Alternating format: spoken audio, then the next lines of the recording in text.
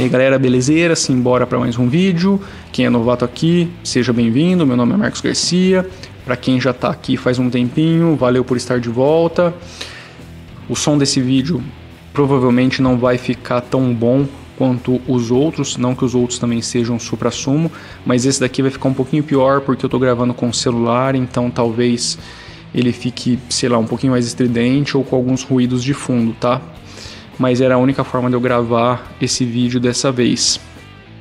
E hoje eu quero fazer um vídeo comentando 3 assuntos, um deles com base em alguns comentários que surgiram aqui no canal, e os outros 2 relacionados a assuntos que já se passaram nessas últimas semanas. Como sempre eu estou um pouquinho atrasildo, mas eu prefiro assim porque dá tempo de absorver bastante coisa que foi divulgada e depois tirar as minhas próprias conclusões e, sei lá, entregar isso para vocês. Então vamos lá, o primeiro assunto está relacionado ao vídeo que eu fiz sobre o GNOME versus KDE em cima do Ubuntu. Eu deixei aí um trechinho do Will Cook, que é o manager do time de desenvolvimento do desktop, e ali ele faz alguns comentários sobre a tecnologia Qt, GTK, o GNOME, o fato do time estar em cima do GNOME há bastante tempo, que fazia mais sentido, ou na verdade seria mais fácil eles saírem do Unity para o GNOME Shell do que, por exemplo, sair do Unity 7 para o Unity 8, que estava em cima de Qt, era uma tecnologia totalmente diferente, tinha um time contratado para tomar conta daquilo. E eu me recordo de nos comentários dos vídeos, eu não estou com eles aqui agora, não estou visualizando, eu sei que eu vi isso, surgiu algo do tipo, não especificamente desse jeito, tá? Mas é algo mais ou menos nessa linha, que a Canonical estava se mostrando meio que preguiçosa por, sei lá, não dar o próximo passo ou não investir em algo diferente, algo novo, dedicar mesmo recursos ali para fazer a coisa acontecer com outra tecnologia. E aí eu meio que discordo disso porque eu não vejo nenhuma preguiça, nenhum descaso, muito pelo contrário. Eu acho que a gente tem que lembrar que o Ubuntu é mantido por uma empresa e não só por uma comunidade.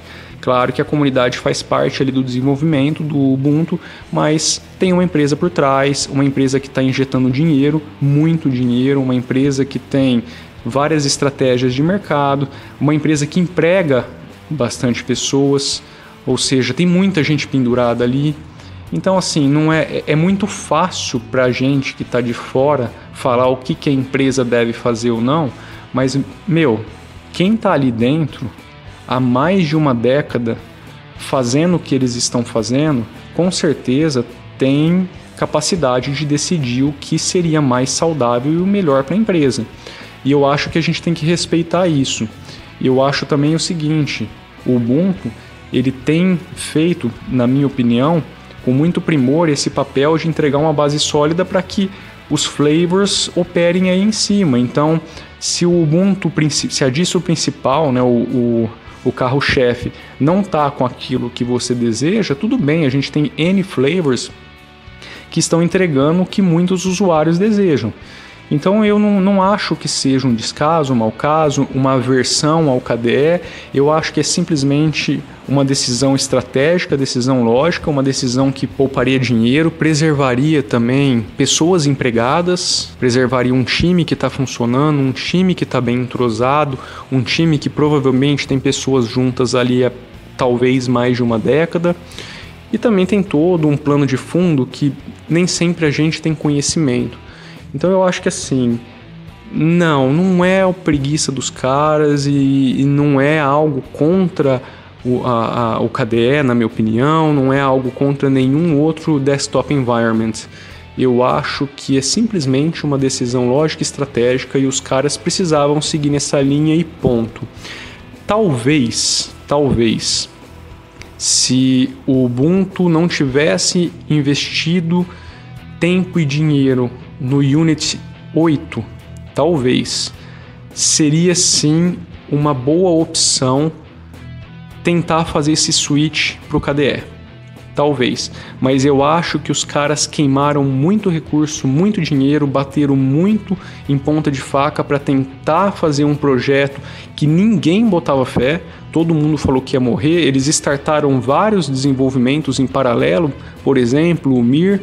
Então assim, os caras Eles simplesmente entraram de cabeça num negócio e tiveram que recuar com praticamente tudo que eles fizeram. Acho que a única coisa que sobrou, teoricamente com um grande sucesso, são os snaps. Mas sobrou porque os snaps são bem aplicados aí nos IoTs e na parte de servidor e cloud. E se não fosse por isso, talvez nem os snaps sobreviveriam. Então eu acho que assim, a gente tem que olhar de uma forma macro, não de uma forma tão micro, para o que a Canonical tem feito e o porquê dos caras terem tomado a decisão que tomaram.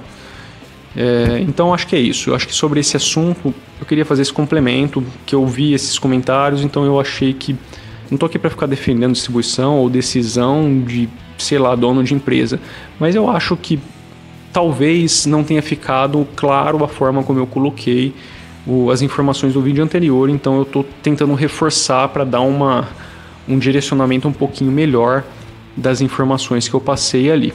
O segundo item que eu gostaria de comentar é relacionado à Microsoft e o sistema operacional baseado em Linux, focado em IoT, Internet das Coisas, que eles estão começando a apresentar, que é o Azure Sphere OS. E eu acho o seguinte, eu estava até vendo um comentário do pessoal do Jupyter Broadcasting no Linux Unplugged, e os caras entrevistaram ali umas pessoas envolvidas com esse sistema, na verdade com um time relacionado a toda essa parte que está envolvida com Linux dentro da Microsoft, e os caras estão fazendo isso há quase meia década, não é uma coisa que começou agora, eles têm investido e de forma bem agressiva em desenvolvimento relacionado a Linux. A gente vê aí a ferramenta principal de desenvolvimento deles, o core dela foi todo reescrito para rodar nativamente no Linux. Não é a única frente da Microsoft nesse sentido. Algumas pessoas há 2 anos atrás começaram até a falar que a Microsoft ia comprar a Canonical, a Microsoft ia virar uma distribuição Linux, a Microsoft ia comprar um grande player Linux, a Microsoft e abandonar o Windows. Eu não acredito que isso vá acontecer, pelo menos nos próximos 5 ou 10 anos. Mas uma coisa que me chama a atenção da Microsoft é que eles acordaram há um tempinho atrás. O lance da Microsoft ama Linux, eu acho que isso daí não rola. Eu acho que a gente tem que olhar a Microsoft de uma forma bem simples e direta. É uma empresa que está preocupada em fazer dinheiro. E eles têm aproveitado nos últimos 5 anos todas as oportunidades para melhorarem a entrada da verdinha. Não estou dizendo que eles estão errados e nem certos, eu estou dizendo que assim, a estratégia dos caras é ganhar cada vez mais dinheiro. No passado, era muito claro que a Microsoft não gostava do Linux, porque a gente teve aí alguns discursos, se eu não me engano, o Ballmer chegou a falar que o Linux era um câncer que devia ser extinguido. No passado existiram alguns atritos, sim, mas hoje eu acho que os caras acordaram. Eu acho sim que o Windows ele não tem tanta importância assim para os caras, mas é aquela coisa, velho, eles estão fazendo muito dinheiro com isso ainda. Então para que tirar uma coisa do mercado que está dando muito dinheiro para eles? Para os meros mortais, o Windows ainda é um grande produto para eles. Talvez internamente a administração já não veja dessa forma. Talvez a administração veja assim, isso está dando dinheiro, vamos empurrando. Vamos tirando leite até não sobrar mais nada. E daí, enquanto isso, a gente vai trabalhando em toda uma outra estratégia que lá no futuro vai fazer muito mais sentido. E talvez, eu acho que essas frentes envolvendo Linux são justamente isso. Eles têm mostrado cada vez mais isso, aos poucos eles têm apresentado cada vez mais produtos relacionados a Linux. Faz sentido se a gente pensar no futuro, faz muito sentido isso para eles, até porque, na minha opinião, eles vão virar cada vez mais uma empresa de serviço, muito focada também em cloud. A tecnologia mudou, a forma como a gente entrega as coisas mudou, como a gente consome as coisas mudou, e no futuro vai mudar ainda mais. Então faz muito sentido, eles estão tirando um peso gigantesco das costas deles, e eles no fundo descobriram como ganhar muito dinheiro com Linux. Talvez eles sejam a empresa que mais ganharão dinheiro com Linux e open source. E isso talvez seja um pouco triste. Bom, e para finalizar eu queria comentar também sobre o Linux Deepin. sobre o vídeo que o QuidSub fez e acabou gerando todo esse alvoroço aí na internet. Confesso que logo que eu vi o vídeo, a minha reação foi, putz, falei que isso ia acontecer. Preferi não comentar sobre, só comentei internamente com algumas pessoas, mas não fiz nenhum vídeo, não me pronunciei publicamente a respeito. Depois de ter visto várias opiniões, alguns artigos, inclusive vi o vídeo do Joe Linux, também acompanhei o que o Chris Fisher do Jupiter Broadcasting falou no Linux Unplugged a respeito, e várias outras pessoas que comentaram sobre o assunto também, sobre o alvoroço que acabou gerando isso. A minha conclusão disso tudo é a seguinte: eu acho que no mundo que a gente vive hoje, onde espionagem, vigilância virou uma coisa latente, em todo lugar a gente discute isso, principalmente na comunidade Linux, eu acho que assim, os caras pecaram no que diz respeito à transparência.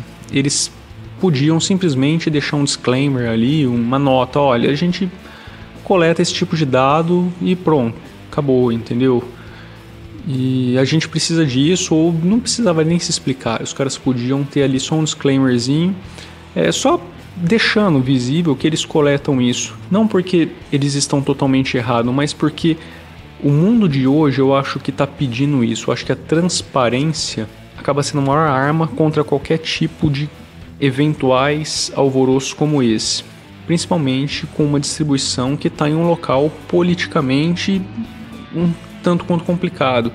Pelo menos assim, a imagem que se tem mundo afora é que ali existe uma complicação política e tal. Mas não vem ao caso, não é essa a questão. Eu acho que isso não é um problema singular do Deepin.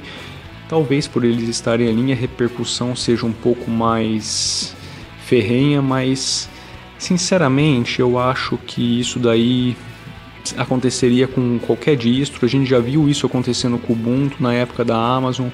Os caras aprenderam, ficaram espertos. Agora que eles estão querendo fazer essa coleta de dados, eles vieram publicamente falar sobre a questão. E é o que eu estou tentando dizer. Não é um lance de certo ou errado. O lance é que a gente vive hoje no mundo que esse tipo de transparência está se fazendo cada vez mais necessário, principalmente nessa comunidade onde nós estamos inseridos. E pelo que foi reportado, os caras lá não estão fazendo nada de errado. Mas infelizmente é o tipo de coisa que, se tivesse um disclaimerzinho, nada disso teria acontecido, entendeu? Por conta de uma bobeira, acaba se gerando um grande alvoroço que poderia ter sido evitado, simplesmente se precavendo, tendo como base a nossa realidade atual e também reconhecendo que aonde eles estão pode ser que chame mais atenção de algumas pessoas, vamos colocar assim. Mas eu pessoalmente não acho que isso seja nenhuma implicação com o Deepin. Acho até que a gente pode tirar um ponto positivo dessa história toda, que é a certeza de que existem pessoas que estão realmente em cima da distro aí, e hora ou outra alguém vem à tona com alguma coisa. Então assim, é importante que a gente saiba que existem pessoas que estão sempre verificando ali a saúde da distribuição, vamos colocar assim. E isso é importante para todas as distros, não só para o Deepin. E eu realmente não acredito que seja uma exclusividade deles, não acredito que isso aconteceu com eles porque eles são chineses, até porque a gente está falando de um cara, o QuidSub, ele é um cara mais crítico, ele aponta o dedo para várias coisas, já vi ele fazendo isso com a Canonical várias vezes, com o Ubuntu, com várias distribuições, acompanho esse cara há muito tempo já, e assim, não é uma exclusividade deles, mas acho que talvez a polarização que ele tenha gerado, sim, isso daí, aliás, acho que a polarização aí do assunto, nem sei se tem a ver com o fato deles serem chineses. Eu acho que também quem está querendo olhar de fora acaba utilizando também o lance da China como, sei lá, um medidor. Então, assim, é uma situação um pouco complicada de analisar, porque tanto quem está criticando, quanto quem está defendendo, quanto quem está analisando, acaba pondo isso na balança, querendo ou não. Ninguém consegue ser imparcial em relação a isso. Então é difícil de mensurar isso daí, mas, na minha opinião, acho que não é esse o caso, e sim uma questão de transparência e uma questão da realidade que a gente vive. Eu acho que isso vai se tornar cada vez mais latente para todo mundo, para todas as distribuições, todo mundo que não se atentar para esse tipo de coisa, mesmo que seja algo que não tenha um impacto direto na privacidade do usuário, na segurança do usuário. E eu acho que assim, quem não se atentar a isso, daqui para frente vai acabar tomando uma dessas de bobeira. A minha opinião sincera é isso daí, entendeu? De fato, pelos dados mostrados, os caras não estão fazendo nada, mas acho que fica aí meu comentário, beleza? Então é isso, pessoal. Esse vídeo era para comentar sobre essas 3 questões. Espero que tenha ficado claro. Espero também que a questão sobre o Ubuntu, o GNOME, o KDE tenha ficado um pouco mais sucinta. Espero que vocês tenham gostado do vídeo também. Se gostaram, compartilhem aí, dêem um joinha, façam aquela coiseiraiada toda que ajuda aí o canal a crescer, a melhorar. Ficarei muito agradecido. Sempre lembro aqui também que todo o som que roda aqui nesse canal é da banda Vartroy. É só você entrar no banda.vartroy.com, clicar no menuzinho na Music, que está no topo, e ali você vai ter acesso a todo o nosso material gratuitamente. Essa banda hoje é um projeto que a gente tem investido bastante tempo e recurso, não para ter sucesso, mas para, sei lá, fazer uma coisa que a gente curte bastante, que é criar música. E a gente decidiu compartilhar isso com todo mundo. Então, se alguém quiser prestigiar, entra lá. Também tem um canal, se você procurar no YouTube por Vartroy, você vai ver que tem o canal de tecnologia e o canal da banda. Se inscreve lá no canal. Não tem conteúdo com frequência, porque não é tão simples produzir música própria assim, mas de tempos em tempos a gente tem publicado alguma coisa, e principalmente agora a gente está finalizando a produção do nosso novo EP. Ele deve sair como um financiamento coletivo daqui a alguns meses. E também, se alguém aqui realmente curte nosso som e quiser ajudar, eu vou comentar mais pra frente, mas também ficaremos muito agradecidos, beleza? É isso aí então, galera, eu vou ficando por aqui, um grande abraço, fui!